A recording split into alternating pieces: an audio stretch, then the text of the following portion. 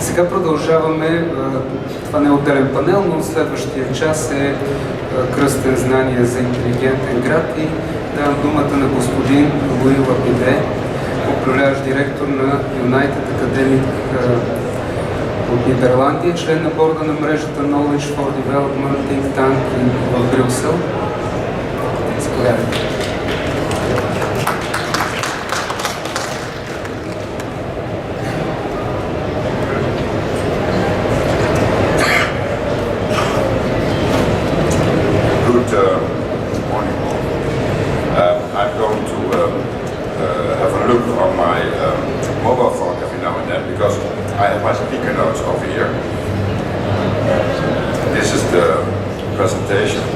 I must say that in front of you stands a very happy man, very happy man. As you know, was just told, I am from Amsterdam, the Netherlands, and yesterday my football team, Ajax, played against Juventus, and we won, which means that we are ahead in the Champions League. So I was invited to give a speech on smart cities, but I think it's much nicer to give you a speech on smart football. So let's get it.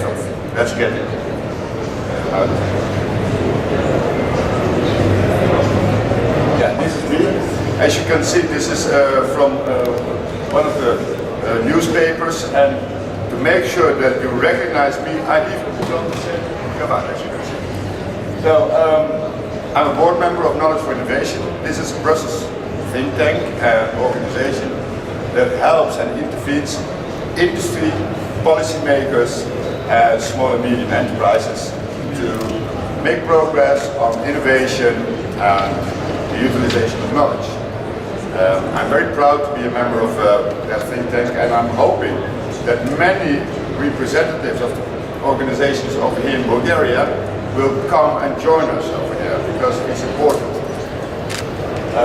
I'm the founder of United Academics, which means that we are organizing a huge library.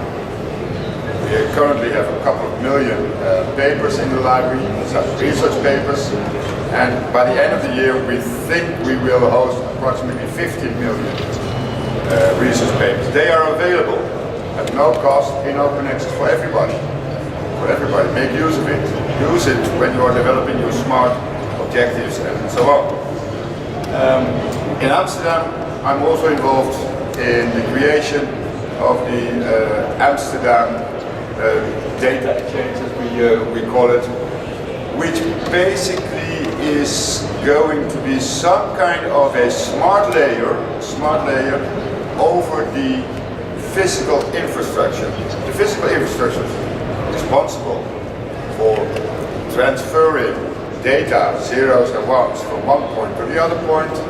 And on this physical layer, we are aiming to create something like an interpretational layer, meaning that we can do much more with the raw data that is passed indicators. Now, smart cities.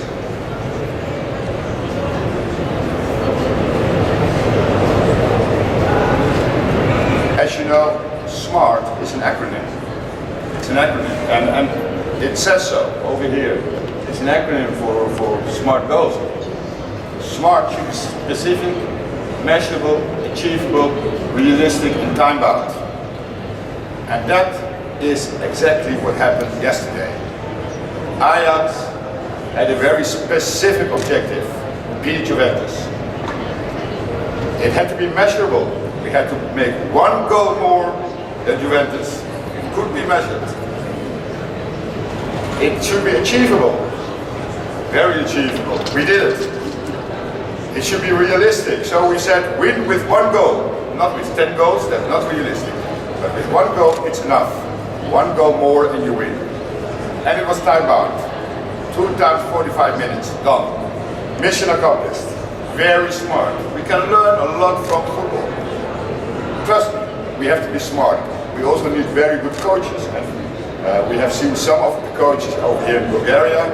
Dimitar is the coach for the City of Knowledge Cluster over here in Sofia. So You have great coaches. You can win. One goal more. Sometimes these modern things are very modern. I had prepared a speech actually with no slides, with only a couple of words, and I thought that would be enough.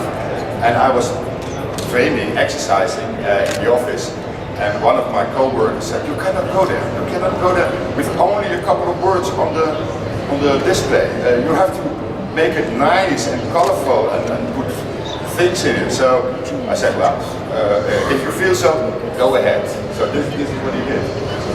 The words are mine. Pictures are this. So when you are talking about a smart city, be smart and make sure that the basics are available. The basics are the basic infrastructure, basic connectivity, 4G. We will be going to 5G very soon, already in a couple of years. But make sure you're on 4G now. We need good roads. When we are going to unassisted driving, meaning that a robot will do the driving and we'll be sitting in the back of the car as if we're all millionaires.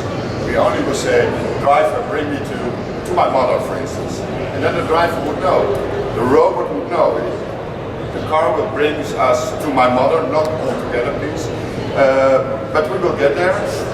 We will be driven around in limousines, all of us, irrespective whether we are the president of a company or the janitor of the company. Everybody will have access to a driverless car, which is actually individualized public transportation. When that happens, make sure that the conditions are there. Good roads, no potholes, forget about buses, forget about trains. We don't need them anymore. So the investments today should go in infrastructure, roads, and not that much in infrastructure, rails anymore. It will change. It will definitely change. The data are going to be so fast, so enormous, so huge, that we as human beings will have a big problem understanding and interpreting the data. We will create much more artificial intelligence. We will make the data much more usable, and the only thing that we will be actually doing will be on a smart device, something like this, and we will be checking what is going on. I already received a number of messages this morning that there was movement at my front door. Can you imagine? My house in Amsterdam is giving me a signal.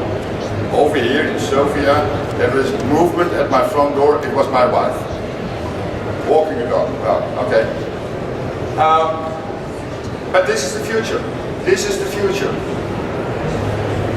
Which also means that we have to come up with an understanding of how to deal with it. We have to come up with a plan. We have to come up like our football coach yesterday with a strategy.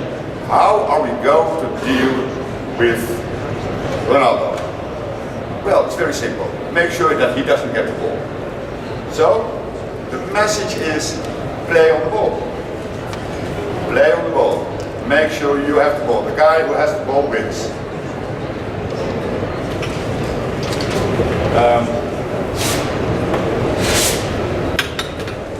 Football is team sport. Smart cities is also team sport. It is not about Sofia sitting together with all the Sofian people in a laboratory creating the next best thing. It is about going out, visiting other cities, and inviting people from other cities into Sofia, exchange ideas, work together. I was very happy, Elena, that you already said that from your side, the Commission is also supporting that, and which actually is true. One of the reasons that I'm here is because I'm very much supported by the Commission, so I love it. We must all work together.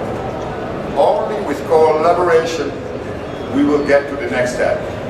And we have to. It's very important. So, when we do that, when we work together, we will see that the sum of the parts, the whole, is more than the sum of the parts. And in the Netherlands we have a saying, 1 and 1 is 3, which is basically a very short message for saying that the whole is more than the sum of the parts. This saying has been in the Netherlands for, I don't know, maybe 200-300 years. But now, today, something very, very funny is happening. And I know amongst us are some geeks. I like to be a little bit geeky myself. We're going to have some fun. It's about football, remember? So, 1 and 1 equals 11. 11 base 2, binary, is the same as 3 in the decimal system. So, actually this old Dutch proverb, 1 and 1 is 3, seems to be right one way or the other. So use it. Always use it. Always remember that in this smart city, collaboration is important. It is about digital processes, zeros and ones, binary things, exchanging data. But as a result, you will have a much more beautiful and complete decimal system, the human system. That's the thing. Now, we all know that Europe is not, you are the best. Thank you very much. We all know that Europe is the collection of 28 countries, maybe 27 soon, and they are all different. We all have our traditions, we all have our languages, we all have our past, our histories, our traditions. What do you have? Only we have Ajax, of course, so you know that, but we together in Europe are stronger, are better, are nicer because of the diversity. Actually, it is a very nice interaction. And I always like to say something like, it's like 28 shades of grey. For those who are familiar with 50 Shades of Grey, you know that this is going to be a very nice European era with a lot of dingo-dango. Our library, I also already mentioned it. In our plans, and it was already mentioned in our vision, everything starts with knowledge. We have to build up knowledge. We have to create knowledge. We have to assure that we have a very good educational system, very good universities. We have to create knowledge. We have to open up knowledge. We have to make it understandable, and we have to make sure that everybody can access the knowledge. Open access is absolutely crucial. Absolutely crucial. There's no such thing as closed access anymore. The future doesn't allow it. In our library, you can go, query, download, and you have the knowledge available at the click of your mouse. For free. I'm just advertising our open access library, as you can understand. All the knowledge grows exponentially. And exponentially means fast. Very, very fast. As you can see over here from the gray past, around the year 0, that was the volume of all available knowledge. All available. Plato, Socrates, you all know it. This is where we are now. It goes so enormously fast, and it will even increase. At this very moment, humans are creating knowledge. In 5 years' time, it will be humans and algorithms. We will have automated research.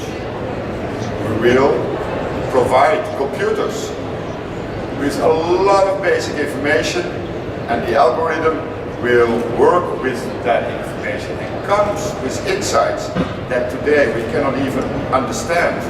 I will give you an example. We all know that chess is a very difficult game. Maybe even more difficult than football. And we also know that a computer today is able to beat the best chess player in the world. Not once, but every time.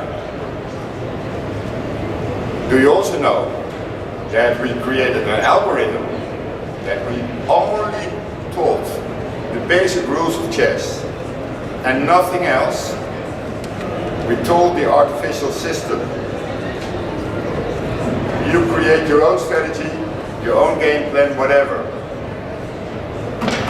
This algorithm today beats the computer that is beating the best chess player in the world. Self-learning, self-creating. My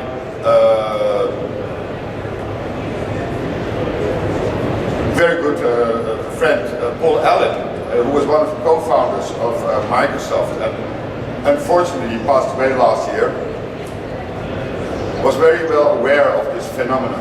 And he started a new organization a couple of years ago in the United States in healthcare.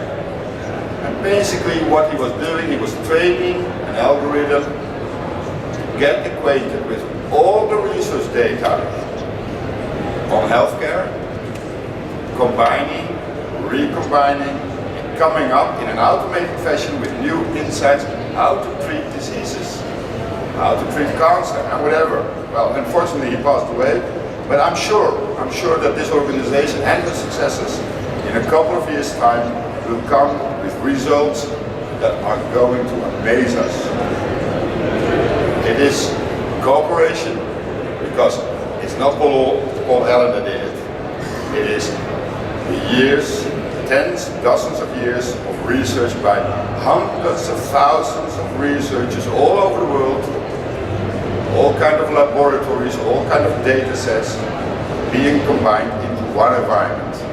So the exponential growth, ladies and gentlemen, get used to it.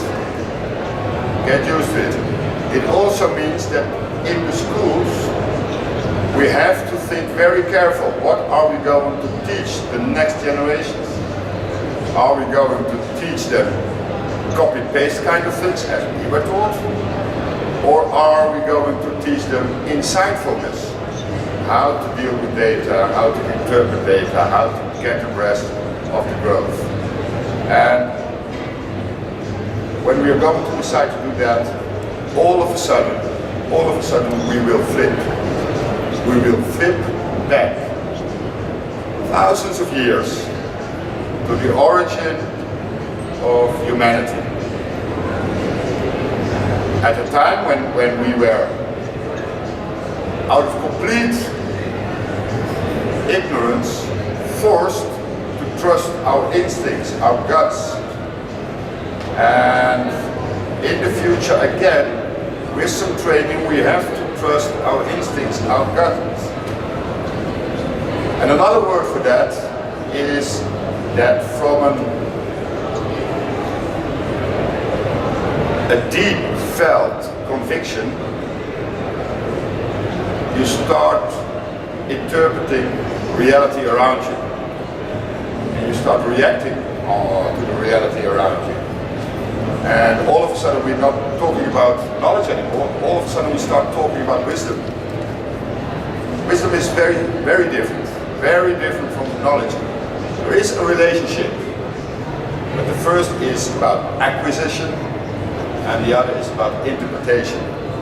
So our future will be on the interpretation. What are we going to do with the data? So what I wish basically is that we all embrace the smart city policies. understand what we're talking about, get the data flowing, make sure that the infrastructure is available for the next steps. And I wish Sofia to become the city of wisdom in 2030, which is only 11 years from now. And as we just learned, 11 equals 3, so we can already start at the beginning of Horizon Europe, which is in 2021, 3 years from now. This was my speech. Thank you very much.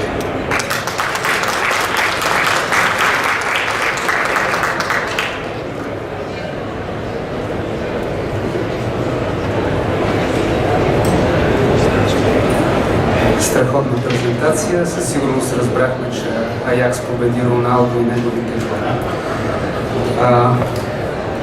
Продължаваме нататък. Да, може би нещо да вметна, една страшна заплаха има за 5G, тъй като участва в писането на стратегията за България. Според телекомите в България, тъй като строежа на антени е категория 3 за хората, които са в строителния бизнес, знаят какво значи. Това е категорията за прословутия небостъргач на Артекс. Ще им трябват около 25 години. Така че когато Нидерландия изгражда тяхната 7 или 8G, ние вече почти ще сме свършили с 5G. Но да се надяваме, че това ще се промени.